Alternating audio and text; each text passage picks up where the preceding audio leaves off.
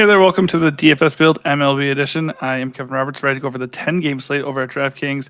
This is for the main slate, so it does not include the games that start a little bit before 7:05.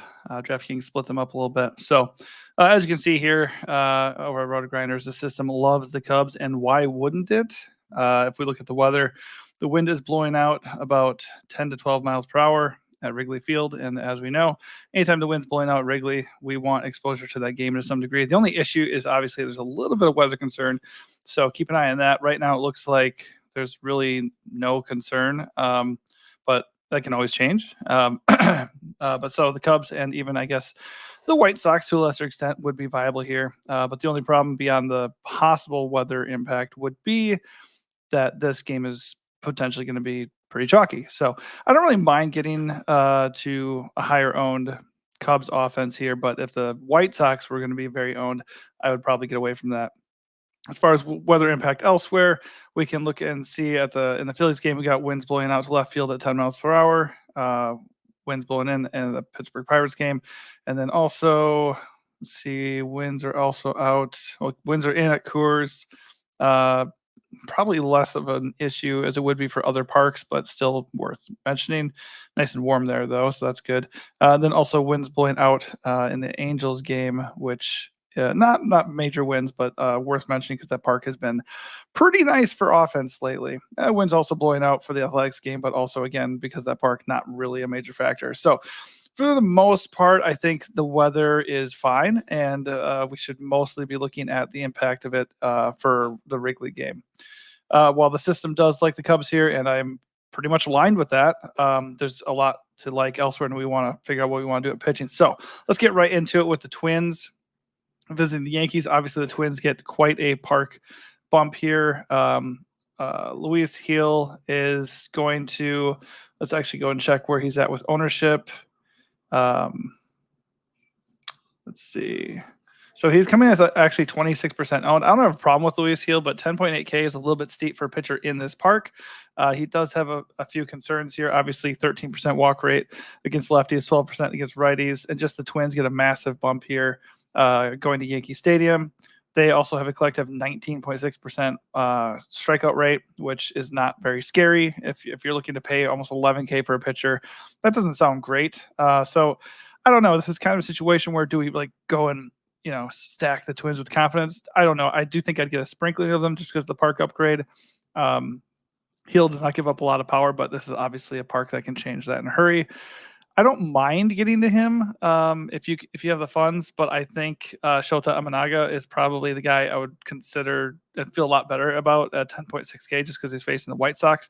Obviously, the wind's blowing out in Wrigley, so that could be dicey as well. I think both these guys as top level spends are not exactly safe, but Imanaga has the better matchup and is a little bit cheaper, so I think I prefer him of the two.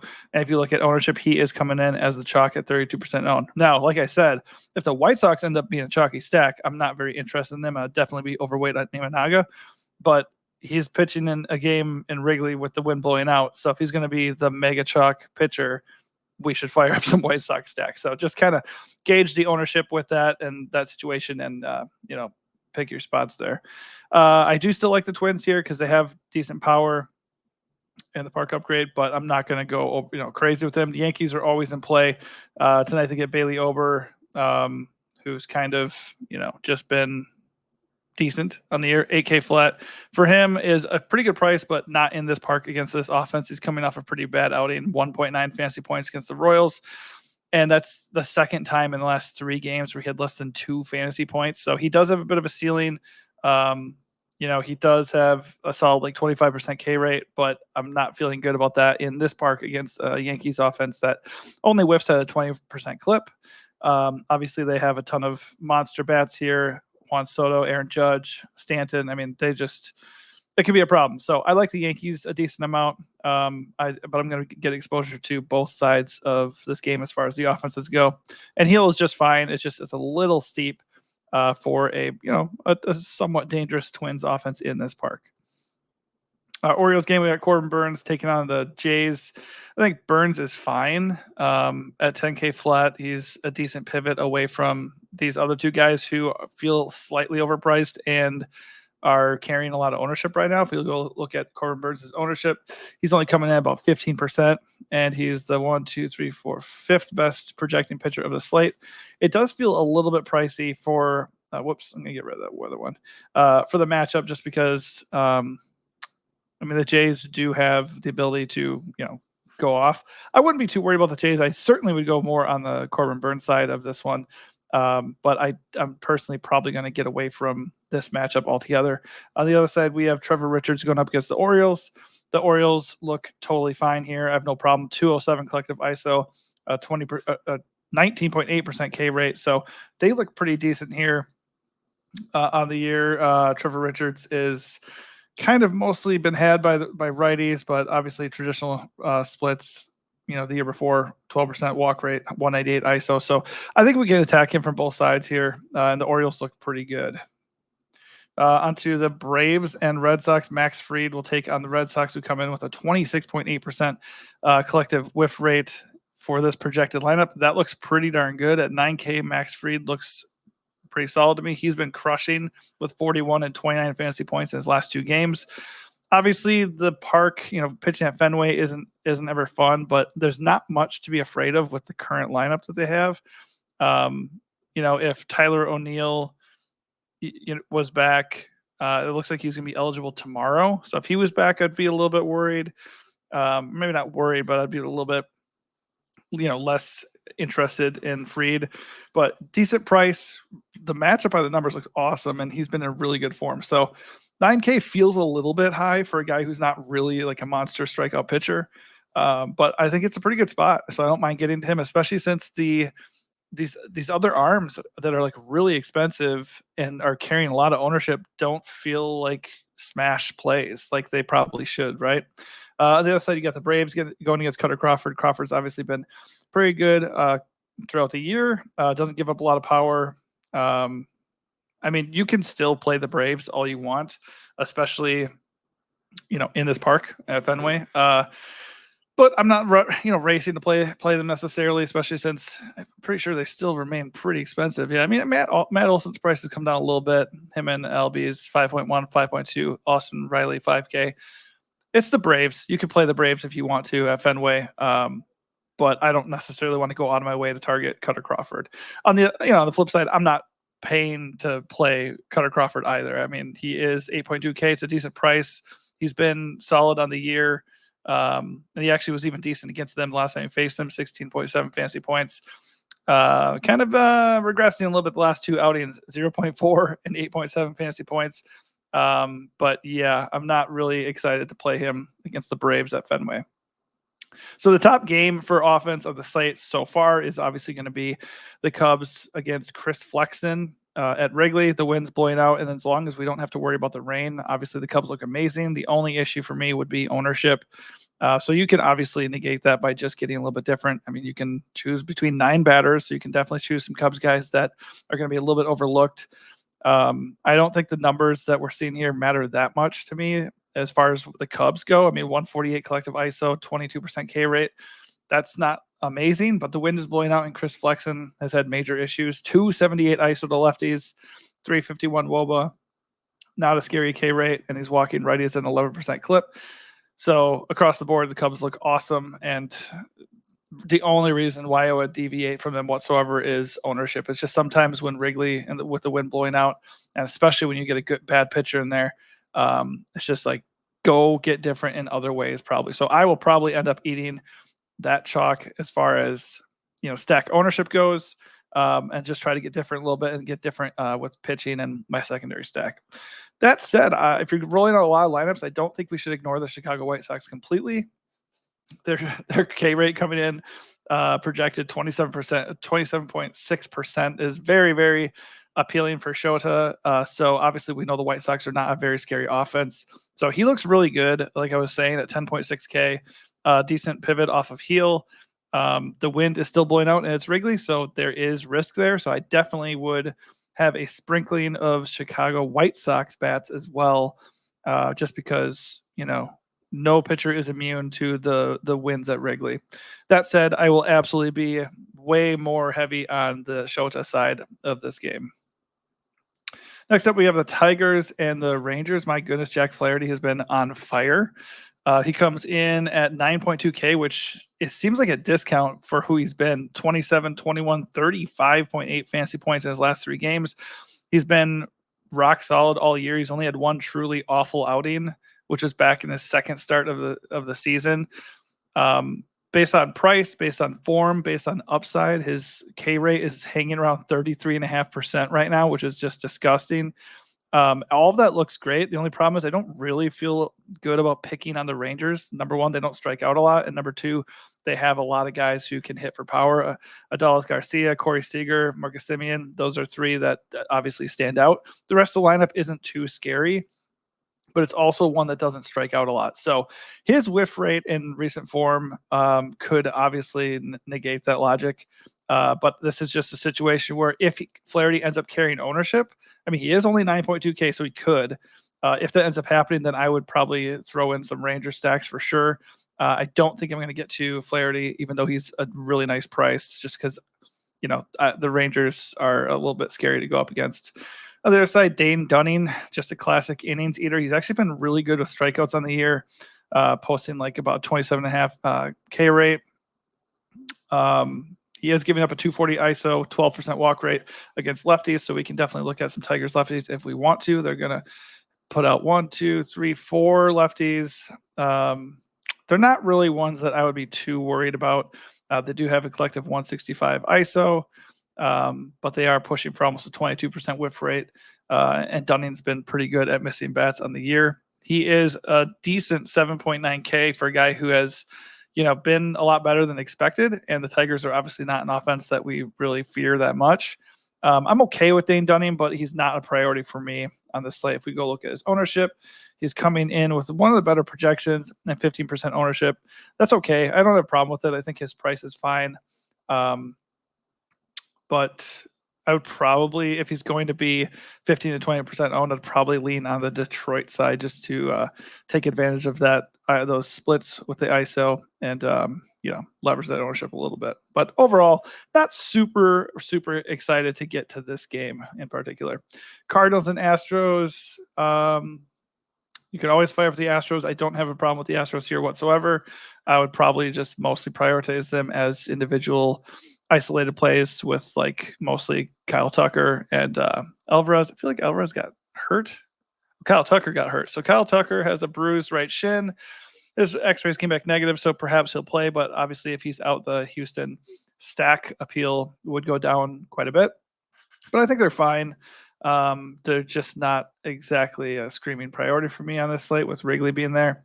On the other side, you have Spencer Arrighetti, 13% walk rate against lefties. Not great.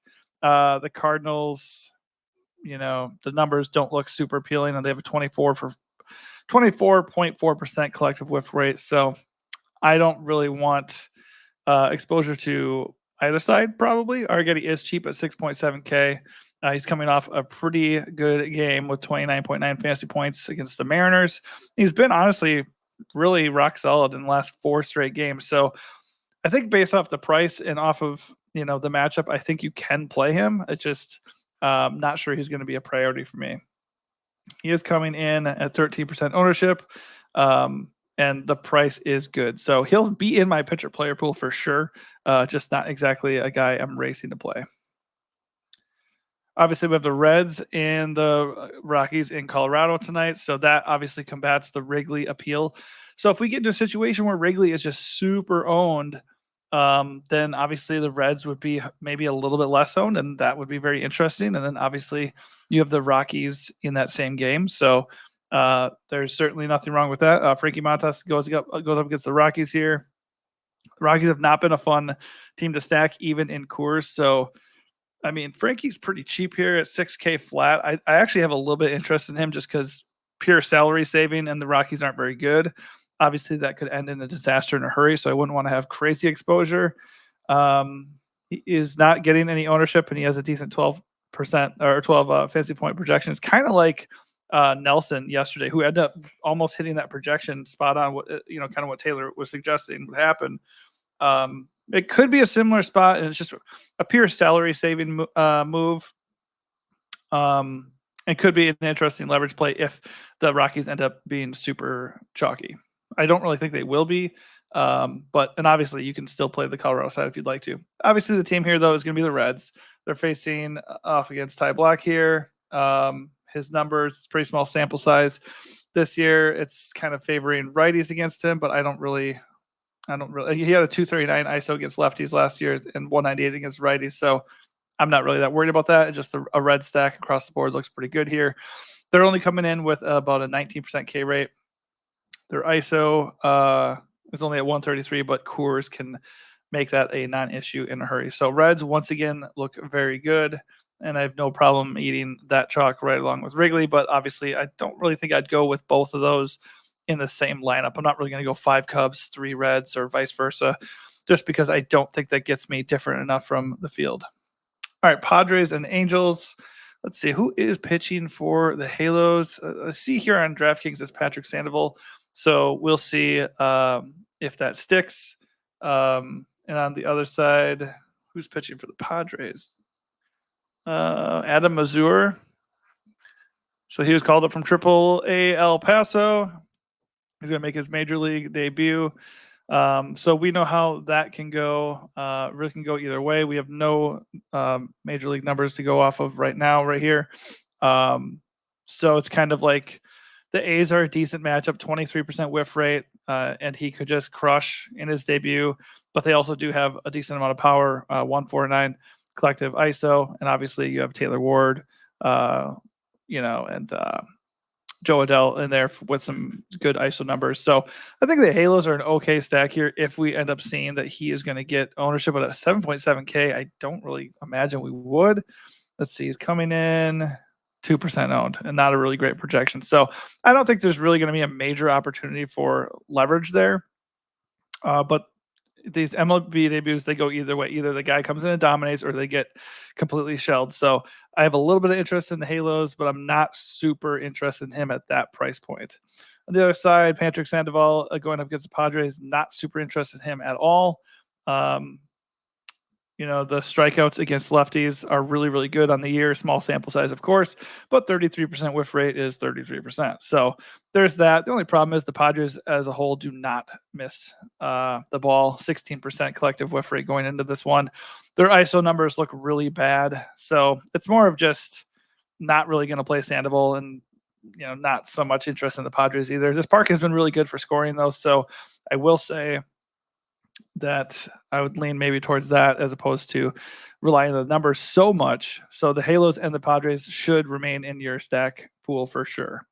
All right, we got Mariners and Athletics. This is a nice pitcher park. Good spot for George Kirby going up against the A's. Obviously, we know the A's have some power. 174 collective ISO here, and they are at full strength, I believe. Let me just double check that, see if they got everybody in there. Yeah, pretty much. So even with them at full strength, though, George Kirby looks pretty good. George Kirby's coming at 8.8K. I think that's a pretty good price if he can be who we think he can be and know he can be, actually. I mean, 3 of his last 5 games have been really, really bad at, fewer than 9 fantasy points in 3 of those 5 games.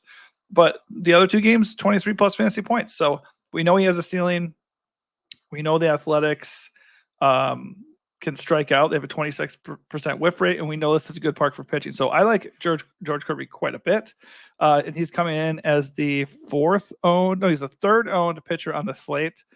I actually don't mind that chalk at all. Like I said, I would kind of shy away from, the Luis Heel chalk. Maybe, I'm not that interested in Corbin Burns.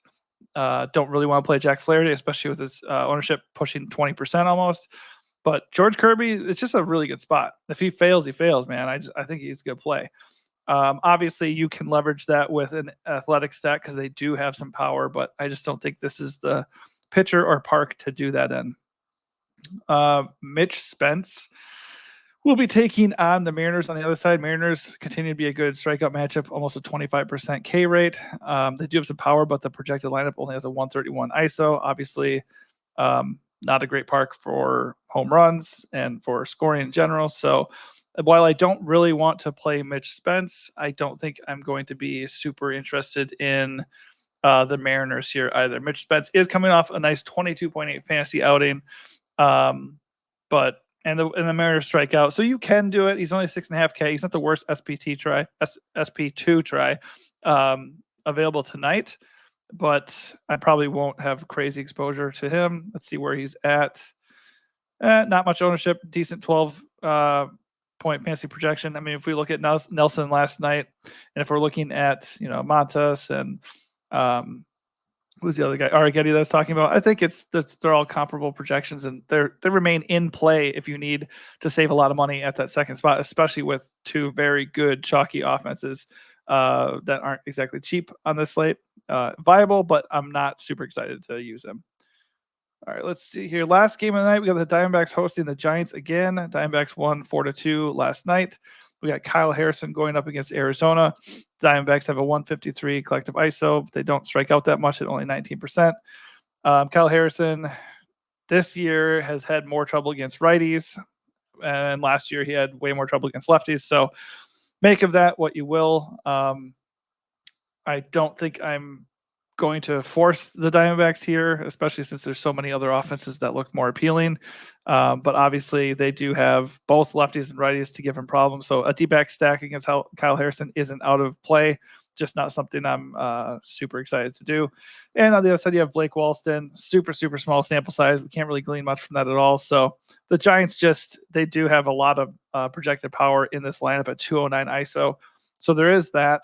A lot of good righties to deploy here against Walston, but they also have a 21% whiff rate. So I have a little bit of interest in the Giants just because the raw power numbers there, but still not necessarily one of my top stacks.